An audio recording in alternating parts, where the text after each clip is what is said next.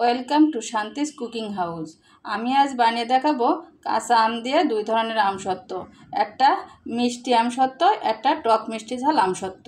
আর এই আমসত্ত্বগুলো খেতে খুবই ভালো লাগে। কাঁচা আম ফুরিয়ে যাওয়ার আগে আপনারা এভাবে একবার হলেও বাড়িতে বানিয়ে খেয়ে দেখবেন। আশা করি সকলের ভালো লাগবে। আর ভালো লাগলে আমার চ্যানেলটি সাবস্ক্রাইব করে আমাদের পাশে থাকবেন। আমি প্রথমে 4টে আম নিয়েছি, আর আমগুলো খোসা ছাড়িয়ে আমি কুচি কুচি করে কেটে নেব। আমগুলো খোসা ছাড়িয়ে আমি ভালো করে কুচি কুচি করে নিয়েছি। এবার আমি কড়াইতে দিয়ে দেব একটু জল। জলটা একটু গরম হয়ে গেছে, আমি এবার ওর ভিতরে দিয়ে দেব আম কেটে রেখেছিলাম, সেই আমগুলো।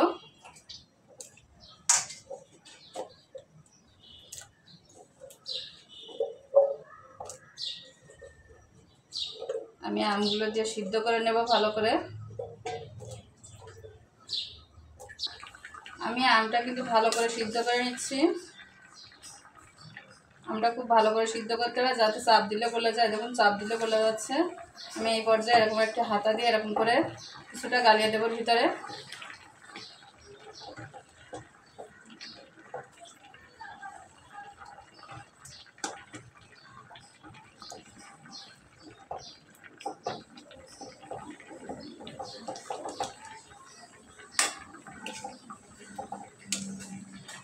আমটা কিন্তু ভালো করে সিদ্ধ করে নিতে হবে।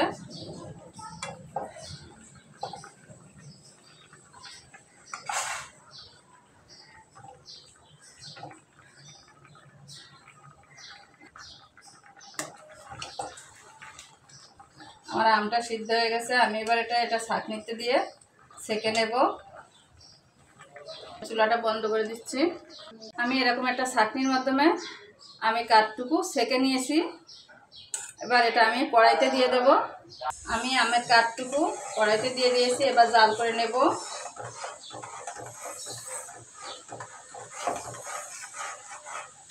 আর এর ভিতরে প্রথমে দিয়ে দিচ্ছি আমি 1 কাপ চিনি। চিনিটা দিয়ে আমি ভালো করে মিশিয়ে নিচ্ছি।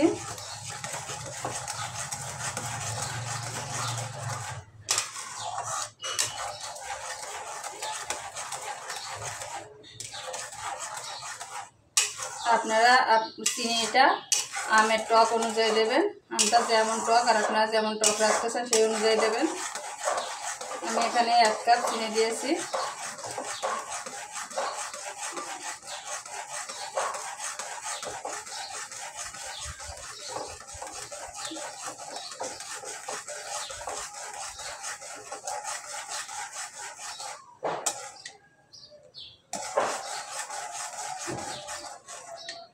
আমি এবার ওর ভিতরে দিয়ে দিচ্ছি একটু গ্রিন কালার ফুড কালার।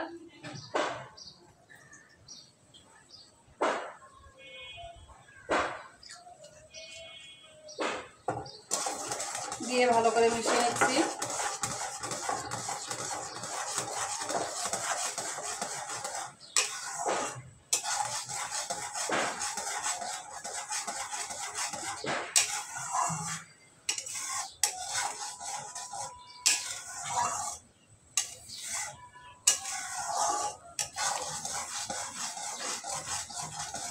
আমি এভাবে অনবরত নেড়ে চেড়ে জ্বালিয়ে নেব।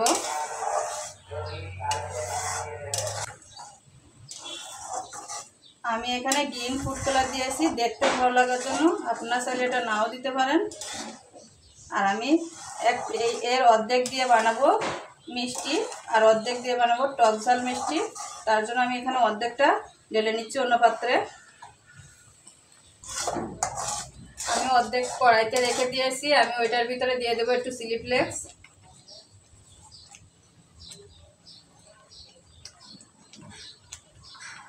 আর দিয়ে দেবো একটু গোলমরিচের গুঁড়া।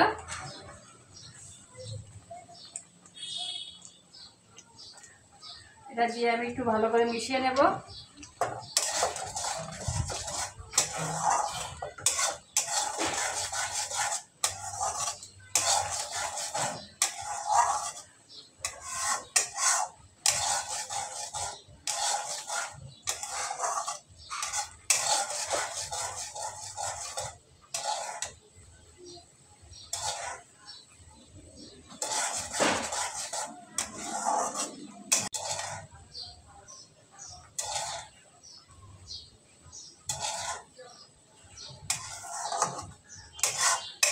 এটা জাল করা হয়ে গেছে। আমি এবার একটা প্লেটে এটা ঢেলে দেব। আমি এরকম একটা স্টিলের প্লেট নিয়েছি, এই স্টিলের প্লেটটা আমি ঢেলে নেব। আমি প্লেটে ঢেলে নিয়েছি। আমি এবার ওর উপর থেকে আরেকটু চিলি ফ্লেক্স দিয়ে দিচ্ছি দেখার সৌন্দর্যের জন্য।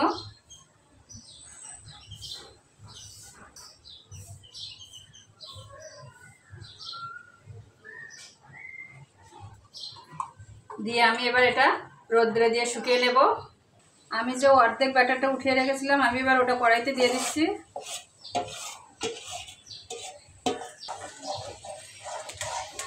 আমি চুলায় দিয়ে দিয়েছি। আমি এবার ওর ভিতরে আরেকটু চিনি দিয়ে দেবো, যেহেতু আমি একটা মিষ্টি বানাবো।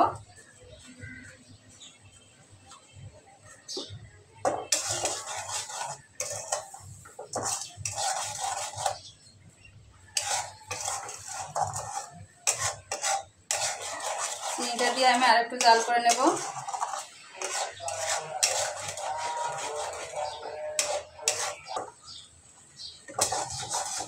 আমি এবার এটা ভালো করে জাল করে নিচ্ছি। আমি এখানে প্রায় আরও হাফ কাপের মতো চিনি দিয়েছি, হাফ কাপের একটু কম দিয়েছি।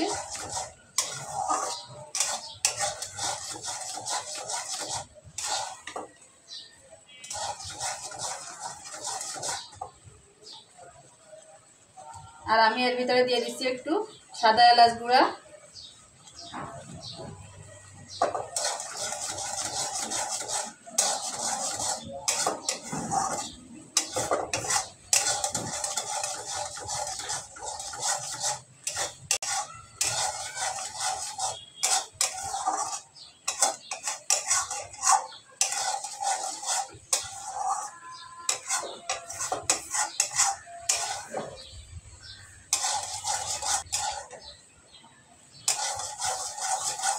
আমার এটাও জাল করা হয়ে গেছে। আমি এবার এটা চুলা বন্ধ করে একটা স্টিলের পাত্রে দিয়ে শুকিয়ে নেব।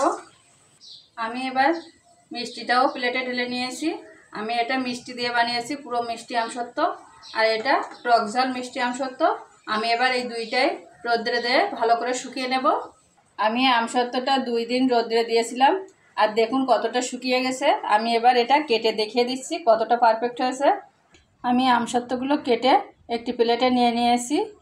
এটা নিয়েছি ঝাল আমসত্ত্ব, আর এটা হচ্ছে পুরো মিষ্টি আমসত্ত্ব। আমি মিষ্টি আমসত্ত্বটা ঝালের থেকে একটু ডাবল পুরু করে দিয়েছি। আর দুটি খেতে 2 রকমের স্বাদ। আর এভাবেই আপনারা কাঁচা আম দিয়ে আমসত্ত্ব বানিয়ে নিতে পারেন, মিষ্টি এবং টক মিষ্টি ঝাল আমসত্ত্ব। আর আমার এই রেসিপিটি যদি ভালো লাগে তাহলে আমার চ্যানেলটি সাবস্ক্রাইব করবেন, লাইক কমেন্ট শেয়ার ফলো করে আমাদের পাশে থাকবেন। ধন্যবাদ।